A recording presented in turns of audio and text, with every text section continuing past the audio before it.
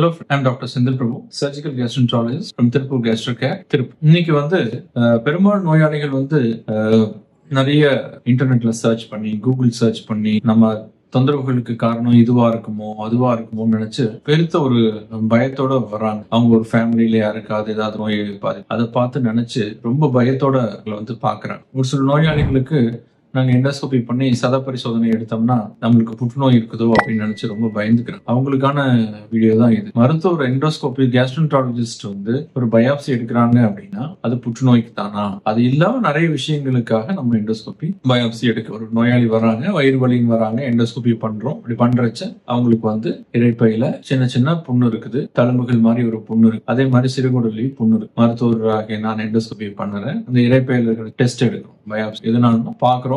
புற்றுநோய் இல்லைங்கிறது மருத்துவர் பார்த்தாலே எங்களுக்கு தெரியும். அதுல லைட் அடிச்சு பாக்குற மாதிரிலாம் ஸ்பெஷல் இலுமினேஷன் யூஸ் பண்ணி அதனுடைய புண்ணுடைய கேரக்டர்ஸ் அதை பாக்குறப்போ கேன்சர் இல்ல அப்படிங்கிறது நல்லாவே தெரியும். கேன்சருக்கு மட்டும்தான் பயாப்சி எடுக்கணும்னு அர்த்தம். கேன்சர் இல்லாம நிறைய புண்ணுகள் நிறைய காரணத்தினால புண்ணு வரலாம், அலர்ஜினால வரலாம், ஒரு சிலருக்கு இன்ஃபெக்ஷனால வரலாம், ஒரு சிலருக்கு மற்ற பல காரணங்கள்னால கூட அட்ரோபிக் கேஸ்ட்ரைட்டிஸ் மாதிரி நிறைய விஷயங்கள். இந்த மாதிரி கண்டிஷன்ஸை நம்ம பிக்கப் பண்றதுக்கு சத டெஸ்ட் எடுத்து மைக்ரோஸ்கோப்ல நம்ம இதுக்காக பயாப்சி எடுக்கிறோம் அப்படின்னு நம்மளுடைய நேர் கண்ணுக்கு பார்க்கக்கூடிய விசிபிள் ஐஸ்க்கு அது தெரியாம இருக்கு வியாதிகள். ஸோ அதை மைக்ரோஸ்கோப்ல செல்ஸ் லெவல்ல என்ன ப்ராப்ளம் சொல்லி நம்ம கண்டுபிடிச்சு அதுக்கான வைத்தியத்தை கொடுக்கணும் அப்படிங்கிற எண்ணத்துல தான் மருத்துவர் அந்த பயாப்சி எடுத்து அந்த பயாப்சி எடுத்து அதை ஃபிக்ஸ் பண்ணி அதனுடைய ரிப்போர்ட் அதை படிக்கிறதுக்கு பெத்தாலஜிஸ்ட் இருக்காங்க, தனி டீம். ஸோ அந்த டீம் ரிப்போர்ட்டிங் டைம் ஒரு 2-3 days ஆகும். So it take 3 to 5 days minimum அந்த ரிப்போர்ட் வருவதற்கு. ஸோ அப்போ நோயாளி அந்த 5 நாள் ரொம்ப ஒரு மன வேதனையோட அந்த இடத்துல இருக்கிறாங்க, ரொம்ப ஸ்ட்ரெஸ்ஸோட வராங்க. நாங்க biopsy ரிப்போர்ட்ல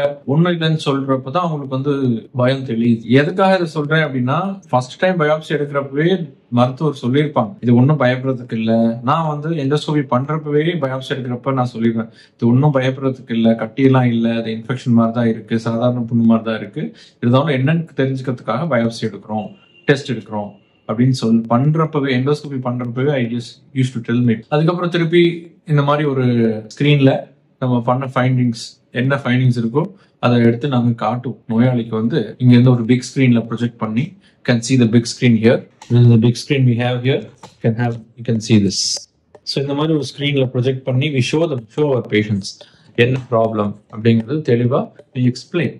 In our center in Tirupur Gastrocare, we explain to you இதெல்லாம் வச்சு காட்டுறப்போ you understand. So பயாப்சி அப்படின்னாலே பயப்படக்கூடிய அவசியம் இல்லை.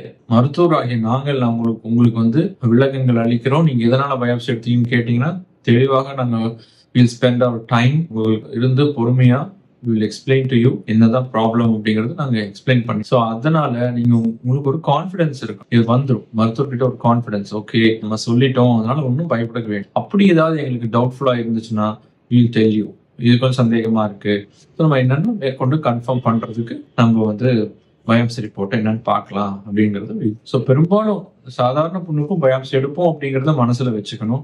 பயாப்சி வந்துருச்சு அப்படின்னாலே பெரும்பாலும் நோயாளிகள் ஐயோ ஏதோ பதட்டத்தோட ஒரு மனநிலையில இருப்பாங்க. ஏன் அப்படின்னா அவங்களுடைய இன்டர்நெட்ல பார்த்திருப்பாங்க, இல்ல கூகுள் சர்ச் பண்ணியிருந்திருப்பாங்க, இல்ல அவங்களுடைய நெருங்கிய நண்பர்களோ உறவினர்களோ புற்றுநோயால பாதிக்கப்பட்டிருந்திருப்பாங்க. சோ அந்த மாதிரி ஒரு சினாரியோல இருந்து வர்றப்போ, மன உளைச்சலோட வர்றப்போ மருத்துவர்கள் சொல்றத அண்டர்ஸ்டாண்ட் புரிஞ்சுக்கணும் நீங்க. சோ அதை நீங்க தெளிவா உங்களுடைய சிரமங்களை சொல்றப்போ நாங்க எக்ஸ்பிளைன் பண்ணா உங்களுக்கு அந்த பயம்னா இருக்காது. இந்த வீடியோட ரீசனே நீங்க பயாப்சினாலே கேன்சர் தான் அப்படிங்கிற முடிவுல இருக்கவங்களுக்கு தவறு. பயாப்சி கேன்சருக்கு மட்டும் எடுக்கிறது இல்ல, பல வியாதிகளுக்கும் பினைன் கண்டிஷன் நான் கேன்சரஸ் ப்ராப்ளம்ஸ் அதுக்கும் கூட பயாப்சிகள் நாங்க எடுத்து. இந்த வீடியோ புரிஞ்சிருக்கும்னு நினைக்கிறேன். நன்றி.